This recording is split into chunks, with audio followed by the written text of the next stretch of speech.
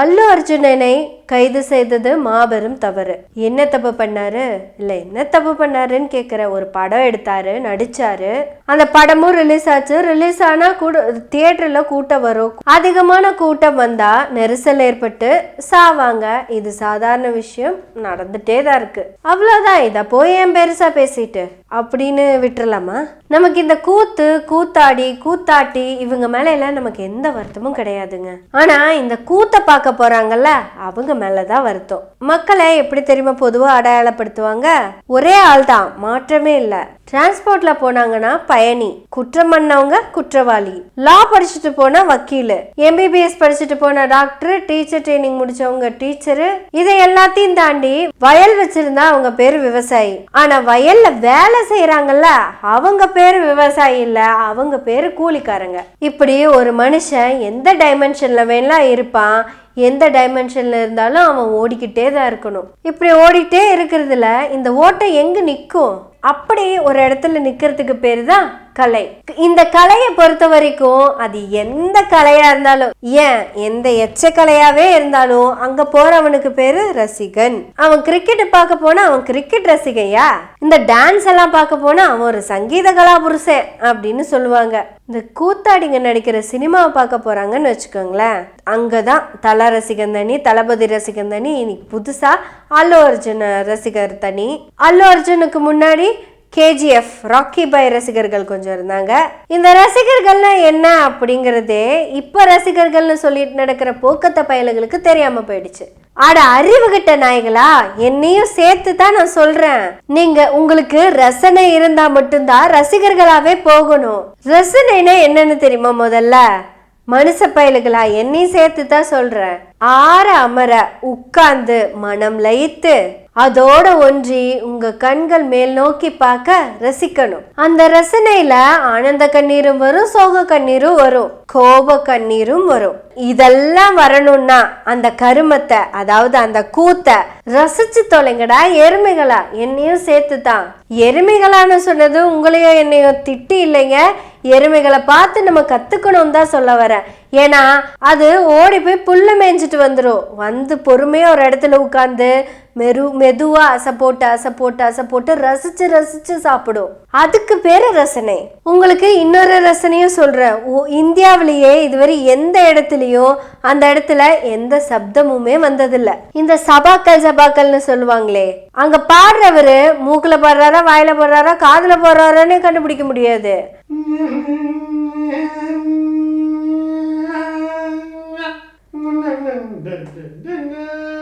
யாருக்காவது எதாவது புரிஞ்சுதா? ஆனா உட்காந்து கேட்டுட்டு இருக்கிறவங்க தொட தட்டுற சவுண்டு கூட கேட்காத அளவுக்கு தட்டி தட்டி ரசிப்பாங்க. அவங்களுக்கு நல்லாவே தெரியும் இதை சும்மா என்டர்டெயின்மெண்ட்டுக்கு பார்க்க வந்திருக்கேன், இதனால எனக்கு 10 பைசாக்கு பிரயோஜனம் இல்லைன்னு. உடம்புல சேர்ந்த கொழுப்பு கூட கரையாது, சும்மா அப்படி பொழுது போகணும்ல. நம்ம ஆளுங்க பக்தனா போனாலும் ஒரே மாதிரிதான் போறாங்க, ரசிகனா போனாலும் ஒரே மாதிரிதான் போறாங்க. என்னங்க பிரச்சனை? ஏங்க நீங்க சொல்ற இந்த சாமியும் கூத்தாடியும் உங்களை விட்டு எங்கேயும் போகாது. நீங்க இல்லைன்னா அதுங்கெல்லாம் செத்து போயிருங்க. அதுங்க யாரும் இல்லைன்னா நீங்க 1000 வருஷத்துக்கு மேல வாழலாம். ஆனா நீங்க இல்லைன்னா அதுங்கனால 5 நிமிஷம் கூட வாழ முடியாது. சாமிக்கு நட திறக்கிறப்ப பக்தர்கள் இல்லைனாலும், கூத்தாடி வர தியேட்டர்ல கூட்டம் இல்லைனாலும் 2 பேர்த்துக்குமே இங்க வேல்யூ இல்ல.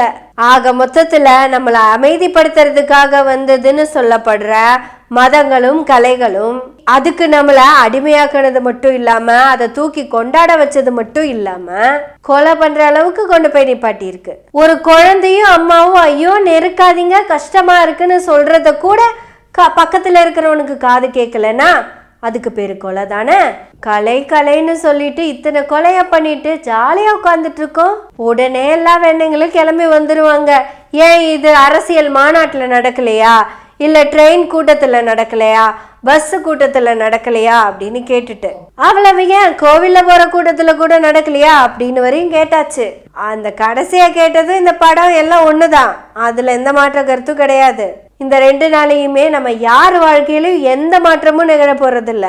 நேத்து கூட பேசிட்டு தான் இருக்காங்க புஷ்பா 2 3000 கோடிக்கு மேல போயிருச்சுன்னு. அது இன்னும் எவ்வளவு வேணா போய் பிளாக் பஸ்டராகவே ஆகட்டும். கலெக்ஷன் செய்யப்பட்ட மொத்த தொகை கோடிகளில் பிளஸ் ஒரு உயிர் கோடி துணி போட்டு. நாங்கெல்லாம் ரசிகர்கள் தானே, போடுங்க, நாங்க ஏத்துக்குவோமே. அட வெறியர்களா? ரசிகர்னா யாரு, ரசனைனா என்னன்னு தெரியாம அதுக்கான பொருளையே மாத்தி விட்ட வெறியர்களா? நல்ல மழை, ஜன்னலோரமா உட்காந்து ஒரு காத்தடிக்கும், கூட ஒரு கப் டீ. அந்த டீயை மொத்தமாக மடமடன்னு குடிச்சிட முடியுமா? முடியாது. மழையை பார்க்கணும், அந்த காற்றை ரசிக்கணும், கூடவே இந்த டீயும் குடிக்கணும். ஆனால் 4ஆம் தேதி பண்ணீங்கல்ல, அது எப்படி இருக்குன்னா மடமடன்னு அந்த டீயை குடிச்சிங்கன்னா நாக்கு வயல வெந்து போயிடும். நல்ல ஐஸ்கிரீம் சூப்பராக இருக்கும், கொஞ்சம் கொஞ்சமாக சாப்பிட்டா. மொத்தமாக அள்ளி வாயை போட்டு நாக்கெல்லாம் மரத்து போயிடும், வாயெல்லாம் வலிக்கும், பல்லெல்லாம் கூசும், பேச்சு வராது. இதையெல்லாம் ரசித்து முடிச்சுட்டு வேலையெல்லாம் பார்த்து என்னைக்கு ஃப்ரீயாக இருக்கீங்களோ அன்னைக்கு போய் அல்லு அர்ஜுன் படத்தை இல்லை எல்லா கூத்தாடிகளோட படத்தையும் பொறுமையாக 5ஆவது நாள் 10ஆவது நாள் வரை போய் பாருங்க. ஒரு சீனையும் மாற்ற மாட்டாங்க, ஃப்ரீயாக உட்காந்து பார்க்கலாம். உனக்கு பிடிச்ச நடிகன் தானே, அவரோட ஸ்டைலு, ஆக்டிங்கு, டான்ஸு எல்லாத்தையும் நிமிஷத்துக்கு நிமிஷம் ரசித்து பார்க்கலாமே. ஏன் முதல் நாள் முதல் ஷோ போனவன் எவனாவது படத்தை பார்த்துருக்கான் அப்படின்னு சொல்லுங்க. டிக்கெட் விலை என்னமோ 200 தான் இருக்கும், ஆனால் ப்ரீமியமும் 2000 ரூபா கிட்ட வரும். 8000 ரூபா பணத்தையும் கொடுத்து தாம் பணமாகறதுக்காக போன அந்த ரசிகைய சொல்றதா இல்ல அந்த வெறிய சொல்றதா? சரி, இதுல அல்லு அர்ஜுன் மேல என்ன தப்பு அப்படின்னு தானே கேக்குறீங்க. எனக்கும் தெரியலங்க என்ன தப்பு சொல்றதுன்னு. ஆனா அஜித்னு ஒருத்தர் இருக்காருங்க, தன்னோட ரசிகர் மன்றத்தை எல்லாம் கலைச்சிட்டாரு. எல்லாரும் அவங்கவுங்க போய் பொழப்ப பாருங்க, வாழ்க்கையை பாருங்க, ஃப்ரீயா இருக்கும் போது என்டர்டைன்மெண்ட் தேவைப்படும் போது என் படத்தை பாருங்கன்னு சொல்லிட்டாரு. என்ன தலைன்னு கூப்பிடாதீங்கன்னு சொல்லிட்டாரு. அஜித்தின் ஸ்டைலா இருந்த பேரை அஜித் குமார்னு பெருசா மாத்திட்டாரு. எந்த படத்தோட ப்ரொமோஷனுக்கு ஆடியோ லான்ச்சுக்கு கூட எட்டி பார்க்க மாட்டாரு. நான் ரசிச்சு நடிக்கிறேன், மிச்சம் இருக்கிற என்னோட டைம்ல நான் ரசனையோட டிராவல் பண்ண போறேன். இந்த மாதிரி ஏதாவது ஒரு நடிகர் நீங்க தான் சொல்லணும். இப்படியெல்லாம் சொன்ன நடிகருக்கே இந்த வேரி பிடிச்ச நாயகன் என்னையும் சேர்த்து தான் கடவுளே அஜித்தே கடவுளே எங்க சொல்லணும்னு கூட தெரியாம கத்திக்கிட்டே இருந்தாங்க. இப்ப இந்த கூத்தாடி மேல எந்த தப்பு இல்லைங்க. ஆனா இந்த வெறி பிடிச்ச நாயங்க இவங்கள என்ன சொல்றது, என்னையும் சேர்த்து தான். அல்லு அர்ஜுன் சென்னை வராரு, பீகார் போறாரு, ஊரா போறாரு. ஏன் ஆந்திர பிரதேசத்துல இருக்க மாணவர்கள் நீட் எழுத முடியாம கஷ்டப்படுறாங்க, நீட்டை நீக்குங்க அப்படின்னு ஏதாவது சொன்னாரா? ஆந்திரால இருக்க உயர்கல்வி உயர் பதவிகள் எல்லாம் எஃப்சி மட்டும் தான் இருக்காங்க. என்னோட உண்மையான பிசிஎஸ்சி எஸ்டி மக்களுக்கு எந்த ரெகக்னேஷனும் இல்லை, அதுக்கான வேலையை பாருங்க அப்படின்னு சொன்னாரா? ஒன்றிய அரசு ஜிஎஸ்டில இருந்து பெட்ரோல் டீசல் விலையெல்லாம் அதிகம் பண்ணியிருக்கு, அதெல்லாம் கம்மி பண்ணுங்க அப்படின்னு சொன்னாரா? புஷ்பா 2ன்னு ஒரு படம் வந்திருக்கு, எல்லாரும் ஃபர்ஸ்ட் ஷோ வந்து கூட்ட நெரிசல்ல சாகுங்க.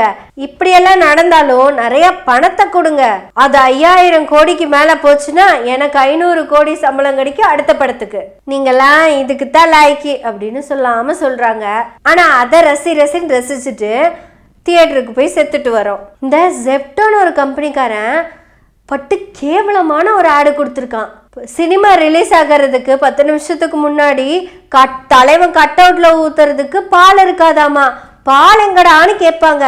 உடனே வயலட் கலர் சொக்காவை போட்டு பாலை கொண்டு வந்து டெலிவரி பண்ணிட்டு கட் அவுட் மேல பாலை ஊத்துடா, பாலை நாசம் பண்ணுடா, 10 நிமிஷத்துல நான் டெலிவரி பண்ணுவேன்ல, பாலை நாசம் பண்ணுடா, எல்லாத்தையும் நாசம் பண்ணு, சாகடி, நீ என்ன கேட்டாலும் 10 நிமிஷத்துல நான் கொண்டு வந்து கொடுப்பேன். ஃப்ரீயாவா கொடுக்குறான்? இல்ல, அதுக்கும் அந்த வெறியன் தான் காசு செலவு பண்றான். அதே வெறிய மேலே ஏறி கட் அவுட்ல பாலை ஊத்தி இவன் வாயிலேயே ஊத்தி அவன் சாகுறான். எனது அருமை 90s and 2K கிட்ஸுகளே, உங்ககிட்ட எனக்கு பெரிய ஒரு வேண்டுகோள் வைக்கணும். 3 வருஷத்துக்கு முன்னாடி நானும் இப்படித்தான், பெரிய யோகியமெல்லாம் கிடையாது, இந்த பொண்ணுங்களே இப்படித்தான் புரிஞ்சு போச்சுடான்னு சிவகார்த்திகேயன் பாடினப்போ ஐயோ சிவான்னு கத்தினால்தான் நானும் கிளப்ல மப்புல திரியிற பொண்ணுங்க அந்த பாட்டெல்லாம் எழுதி வச்ச மனப்பாடம் பண்ண ஆளு நான் இப்ப சிலருக்கு ரசிகரா இருக்கேன், அவங்கள நான் ரசிக்கிறேன், நீங்களும் ரசிகர்கள் ஆகுங்கன்னு எல்லாம் சொல்ல வரல. 1 2 3ன்னு வரிசைப்படுத்தலாம். ஆனா இங்க 1வது இடத்துல 2 பேர் இருக்காங்க. ஒருத்தர் தொடர் மதிவதினி, கருத்துக்கள், பேச்சு, ஆளுமை, மக்களுக்கு புரியும்படி சொல்லுதல், நிதானம், கூர்மை. மதிவதனிக்கு பெரிய ஒரு ஃபேன் தாங்க. படபடன்னு பேசுவாங்க, என்ன பேசுறாங்கன்னு தெரியாது, ஓட்டிக்கிட்டே இருப்பாங்க, நிக்க மாட்டாங்க. எங்க போனாலும் ஒரு ஃபிளக்கார்ட்ஸ கையில இருந்துகிட்டே இருக்கும். இவங்க வீட்டுல இருந்ததை விட ரோட்ல இருந்தது தான் ஜாஸ்தி. இவங்க வீட்டுல நடந்ததை விட ரோட்ல நடந்தது தான் ஜாஸ்தி. யாருக்காக? எல்லாம் யாருக்காக? எல்லாம் மக்களுக்காக. இந்நேரம் நீங்க நான் யார சொல்றேன்னு கண்டுபிடிச்சிருப்பீங்க அப்படின்னு நம்புற அளவுக்கு நான் முட்டாள் இல்ல. ஏன்னா நானே சமீபத்துல தான் ரசிக்க ஆரம்பிச்சேன். நானும் முட்டாள் தானே. none other than நம்ம கிரேட் நந்தினி. போய் பாருங்க, கொஞ்சம் கவனிங்க, அவங்க என்ன பேசிட்டு இருக்காங்க, என்ன பண்ணிட்டு இருக்காங்க, யாருக்காக பண்ணிட்டு இருக்காங்கங்கிறத. எதிர்கட்சிகள்லாம் சேர்ந்துதான் பேன் இவிஎம்னு கேட்கணும். ஏன் இங்க தமிழ்நாட்டுல ஜெயிச்ச திமுக கூட பேன் இவிஎம்னு கேட்கணும். ஆனா நந்தினிங்கிற தனி மனிதர் கேட்டுட்டு இருக்காங்க. அவங்க என்ன அரசியல் நிக்கவா போறாங்க?